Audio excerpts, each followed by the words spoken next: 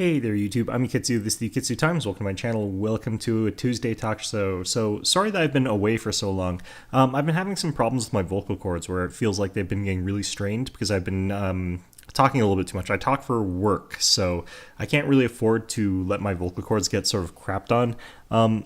I can tell from like some of the takes I've been doing that it's not completely 100% fixed whatever the heck is wrong with it. And I can sort of feel it sort of squeezing life out of me from time to time as well. So I'm mostly better though, so hopefully things will keep going. And if I stop again, you'll just know that's problems with my throat for the most part or whatever. And if you hear my voice cracking a little bit in this video, that's going to be from that as well.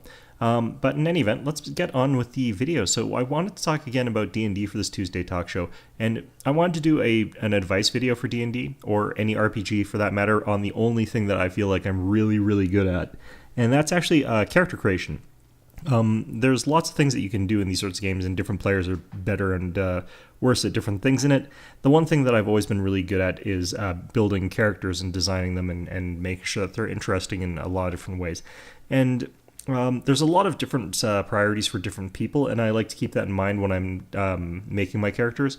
And this advice is extremely generalized, but despite the fact that it seems so basic, a lot of people don't really think about these things, or when they think about them, they don't think about it really broadly enough. When you take very general and simple concepts, you sort of have to take it with a broad lens as well. So in any event, our first tip here for the day, and we're going to be sort of accommodating these with sort of anecdotes about characters that I've got that sort of illustrate the point that I'm trying to make there.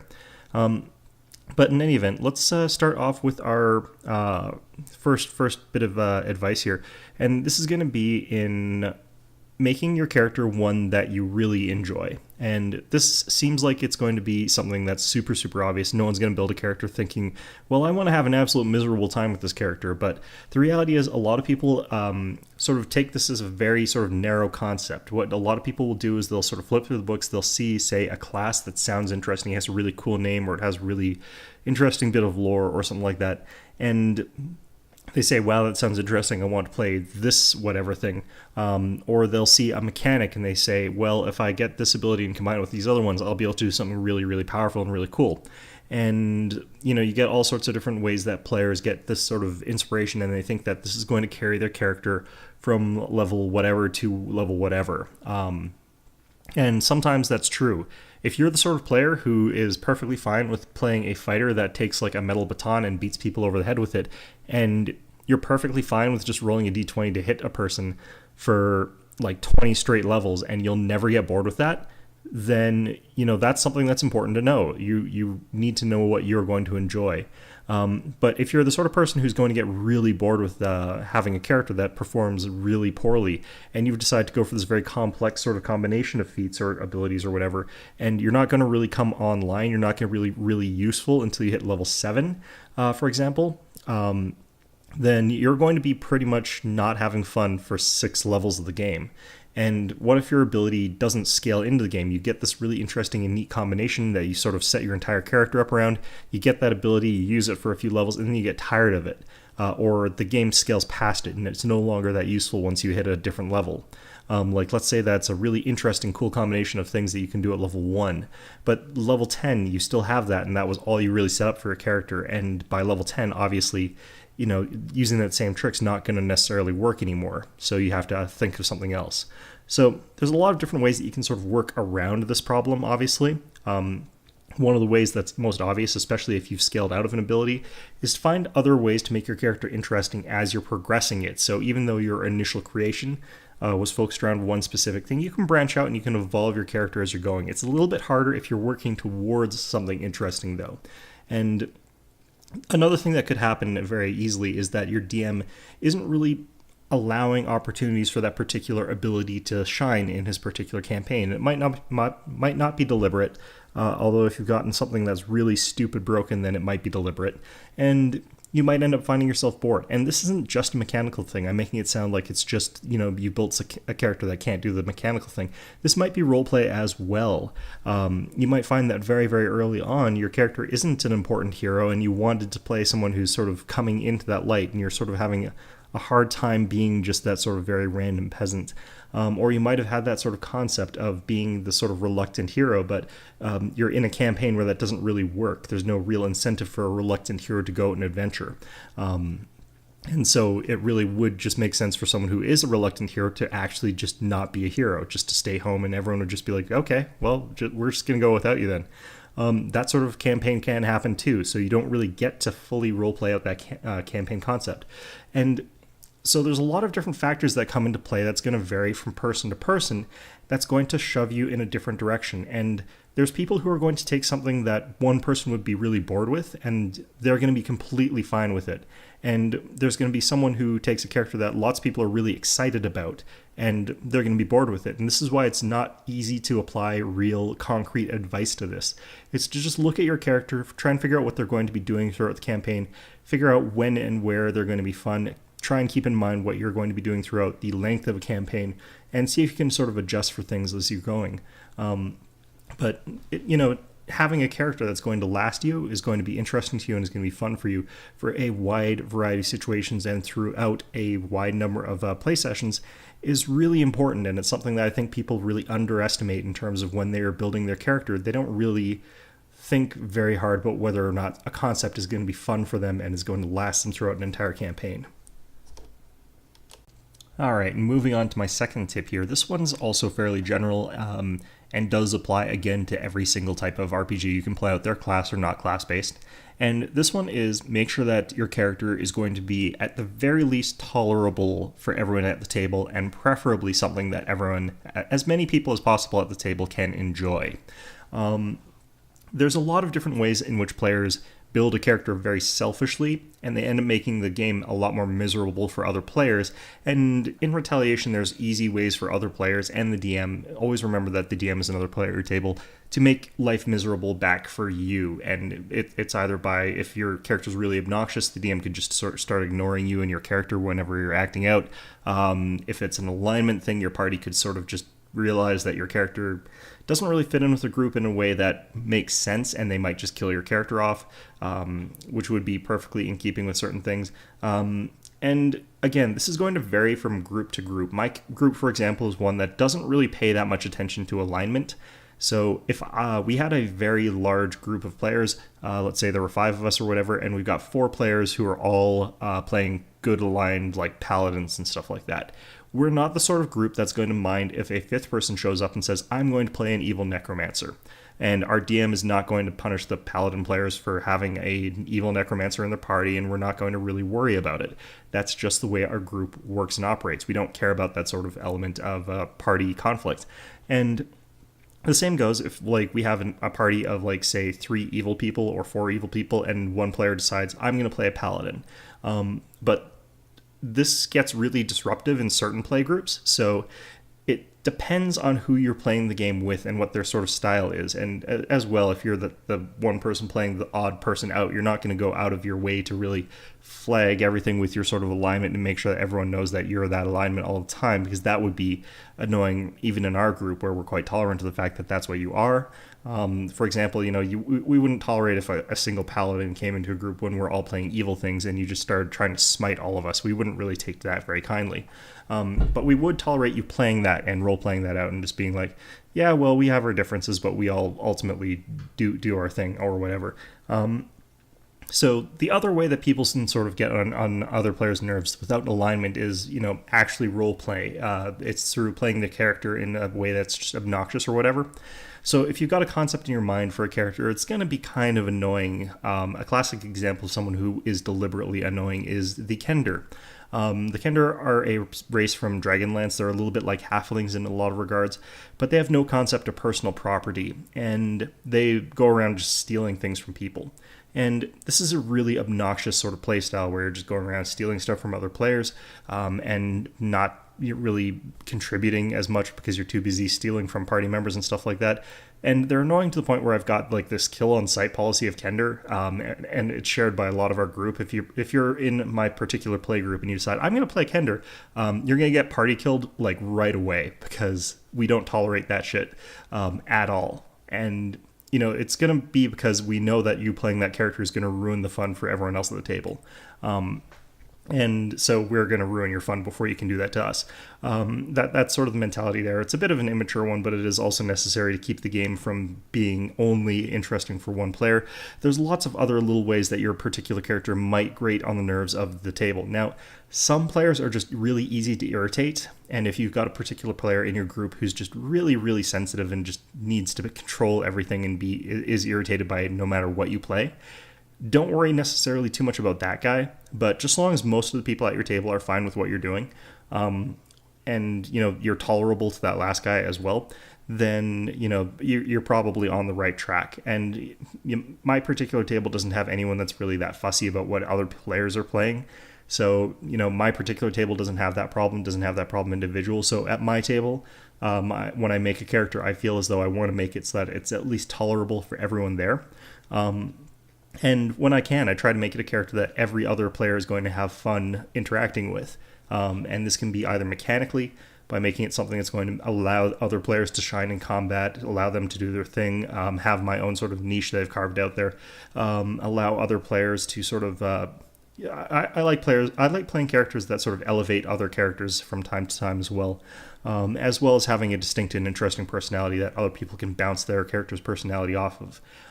So that's something you can do to sort of strengthen that. Depends again on your particular group. Maybe your particular group just really likes it when everyone's their own sort of independent murder hobo and everyone, survival of the fittest, fight for yourself kind of thing. And that's just what people like and are interested in your group. So maybe that's the sort of dynamic that you've got there. And again, it's really going to depend on the people that are around you. But, just generally speaking, just try and figure out the culture of your group. Figure out what exactly sets people off and makes people really irritated. And sort of also keep that in mind for yourself. Because if someone's playing something that really bothers you, don't feel too afraid to articulate that. Like if someone else is about to play a Kender and you're like... yeah, I don't really think that I'm comfortable with you playing a Kender because I think I would have to kill you. And they'd say, do you mean my character or me? And you just sort of keep that you just have to have that level of ambiguity there. But in any event, it's that sort of level of just communicate with your party to sort of figure out whether or not your character is going to mesh well with the group. And this is actually advice that you do see in a lot of other places, but they word it a little bit differently. But ultimately, it's that sort of idea of communicate with the DM and with the group to make sure that everyone's having at least a passably good time. And preferably, make sure that everyone's having a good time. The example of this for me is a character that I played that is very much like a Kender, in fact. I played a very sort of classic greedy thief in one of my campaigns, in one of the DM's campaigns. And this character stole gems from the party whenever they could. They just really love gems. So whenever we got to a loot pile, I'd sort of sneak in there first, grab up all the sort of shiny rocks, and pocket them. Now, both in character and out of character, this particular character had people knew about this particular sort of quirk. And the reason that in character and out of character I got away with it without offending any of the other players was because of the way that my character was overall structured. Unlike, say, a Kender, who would be just as willing to steal your big, expensive magical sword that you had passed down for generations and your entire build depended on, I only stole mundane gems, which are completely useless except as currency in D&D. So I had this big stockpile of pretty-looking stones that weren't, strictly speaking, useful for anything. And no one really cares about that until we have to go spending money. So both in character and out of character, I made absolutely certain that people knew what my character build was all about, and that is being able to buy things cheaper and to sell things for more money.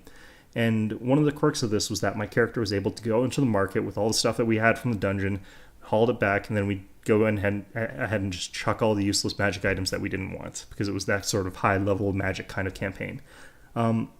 So I would come back with way, way, way more money than those magic items were worth.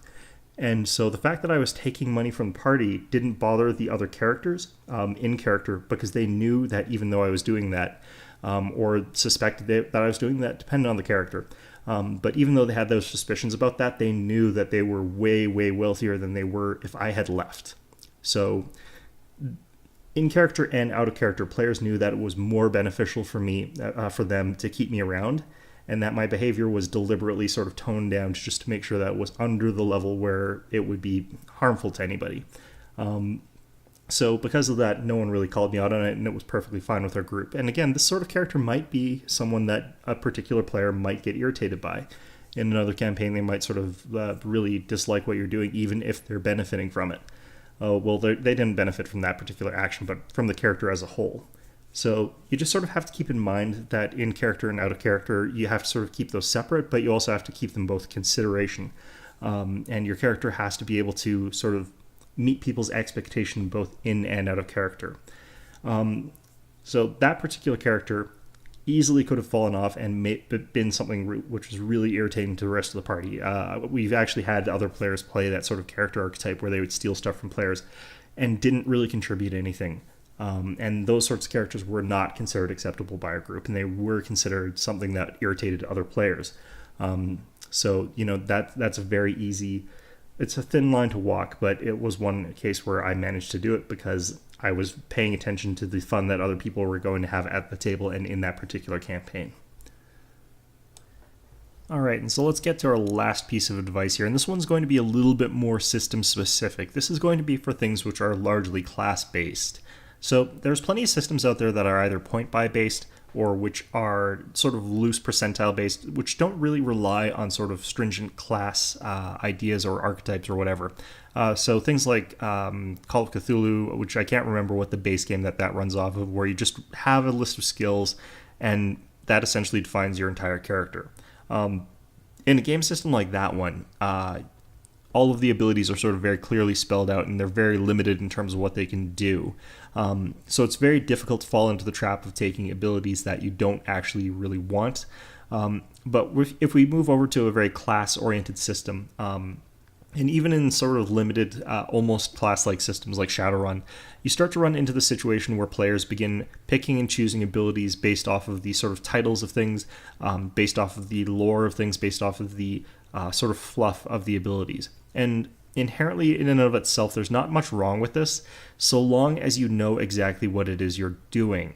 In a lot of cases, I've seen players taking abilities or skills or classes based on a very, very superficial reading of it and a very superficial understanding of their own character, or a very shallow understanding of their own character.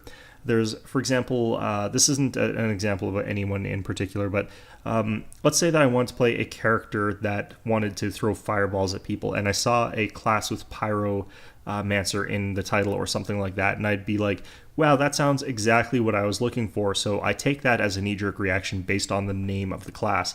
But as I sort of go through and read the actual abilities, I find out that it's not actually very good at throwing fireballs at things. In fact, it's not a very good class at all, or it doesn't actually have abilities that fit with the theme very well, or it clashes with the other elements that I wanted my character to have as an individual that's more complex and multi-layered than a single class. So there's tons and tons of people who take feats, abilities, class level spells that don't really mesh with their sort of core concept of a character, or any of the sort of other side elements to that particular character.